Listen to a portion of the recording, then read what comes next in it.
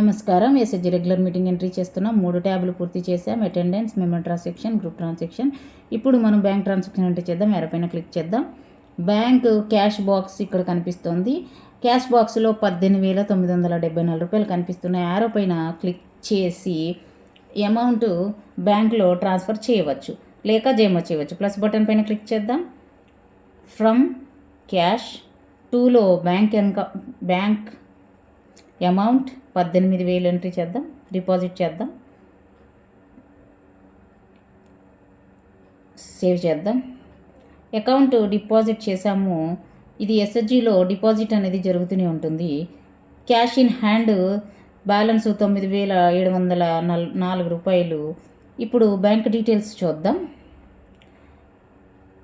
Amount withdrawal చేయాలనుకుంటే cash transfer పైన click చేయాలి. ఫ్రమ్లో బ్యాంక్ సెలెక్ట్ చేయాలి. టూలో క్యాష్ అమౌంట్ 5,000 వేద్దాం. సేవ్ చేద్దాం. ఇప్పుడు చూడవచ్చు క్యాష్ ఇన్ హ్యాండ్ క్లోజింగ్ 5,974 రూపాయలు క్లోజింగ్ బ్యాలెన్స్ కనిపిస్తోంది. బ్యాంక్ అమౌంట్ కూడా ఇలా చూడవచ్చు. బీఆర్ఎస్ ఉంటుంది.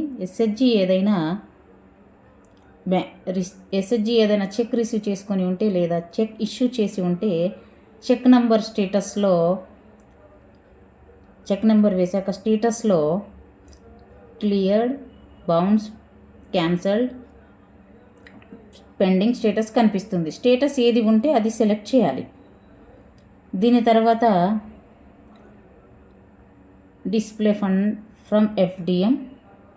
ఇక్కడ మీరు మీ ఎస్ఎస్జి ఫండ్స్ చూడవచ్చు. ఫ్రమ్ డేట్ సెలెక్ట్ చేయాలి.